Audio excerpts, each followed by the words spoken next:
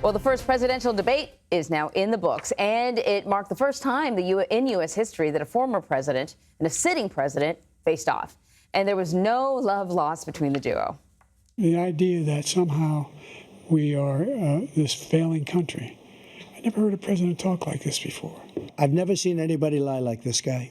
He lies. He raised a deficit larger than any president has in any one term. The only jobs he created are for illegal immigrants. It's been a terrible thing, what you've done.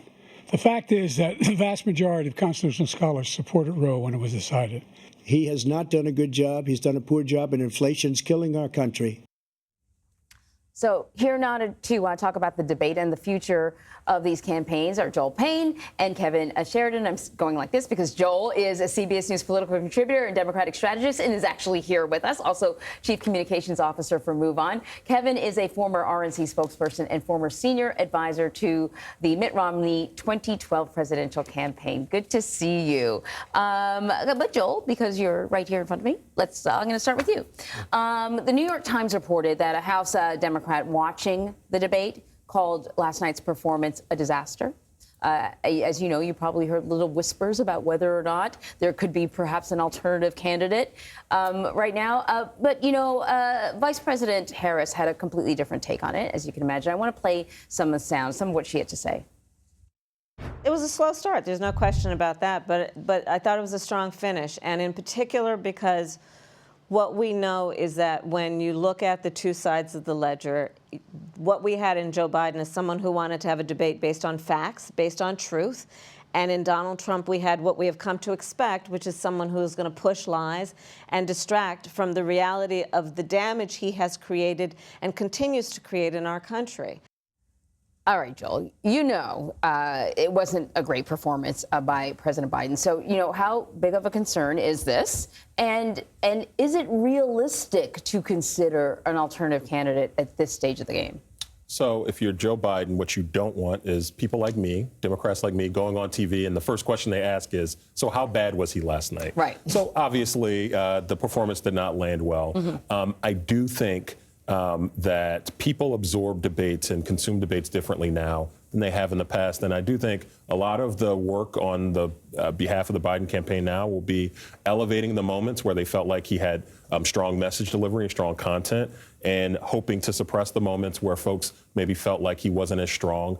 The problem with what happened last night, and really particularly, is they needed to consolidate the base. They needed to bring home nervous Democrats and needed to give a permission structure for those folks to come home.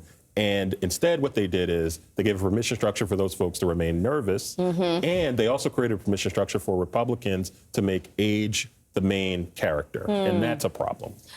Kevin, I want to talk to you because I think you could almost say that about Republicans, nervous Republicans as well.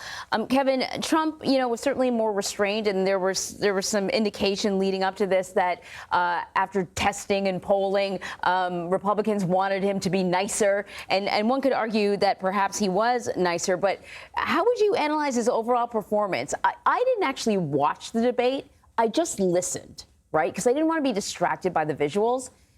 And I didn't find him answering an awful lot of questions. And so I wondered about some of these other voters, nervous Republicans, maybe Nikki Haley supporters.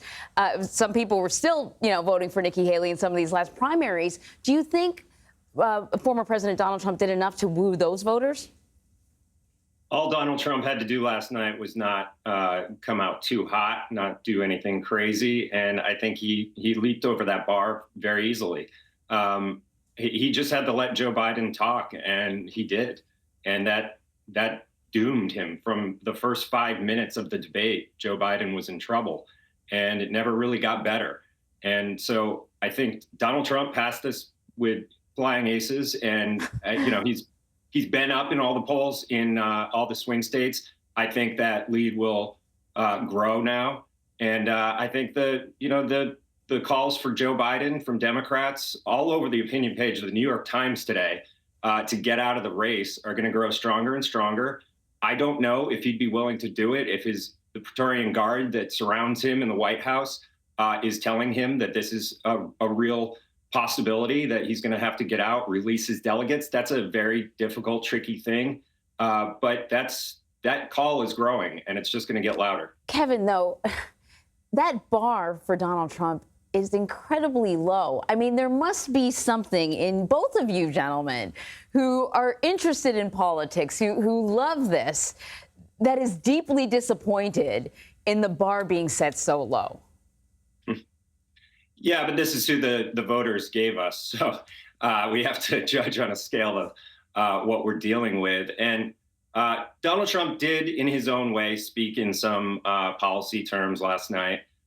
He's not ever going to be, accused of being a policy wonk, but he hit his marks. I think he did just exactly what he needed to do. I've been saying in the weeks leading up to this, when asked what does he need to do, he just needs to be quiet and let Joe Biden sink himself, and that's exactly what he did. And it's a real scary time, actually, that we have a president of the United States that couldn't go out there after a full week of preparation and talk to the American people in any coherent terms. We couldn't even understand half the things he was saying. He trailed off. He was cut off even by the moderators at some point. So yeah, it's a very bizarre election, but this is what the voters in the primaries gave us. So, Joel, what does President Biden need to do now to pivot away from sort of the stumbling and send the message that maybe a good debater does not necessarily, or a bad debater does not necessarily mean a poor leader? Yeah, I mean, look, we know that, obviously, right? Because Kevin knows this very well. Barack Obama did not do well in his first 2012 debate and rebounded. And, George Bush, some people think that he struggled against John Kerry previously. So we've seen presidents struggle out the gate. That's not abnormal. What you would typically need to do is see more of somebody, right? So like if the issue is that you don't feel like Joe Biden showed his best last night, you put him out more. You have him go do things like he did after the debate last night. Go to the Waffle House, go to a watch party and congratulate supporters and things of that nature. That's a challenge in this moment because obviously there's some concern about whether or not Joe Biden is going to continue to show what he showed a little bit last night, was occasionally faltering in some public settings. But typically you would show more. Last thing, there's already reporting today that says that Joe Biden is very clear to stay in the race and has even committed to the second debate. And I think that that's notable. And I think that you're going to hear a lot of that from, as Kevin calls it, the people around the president continuing to kind of put confidence in Democrats that he's in the race for the long haul. All right. Joel, Kevin, thank you very much, gentlemen.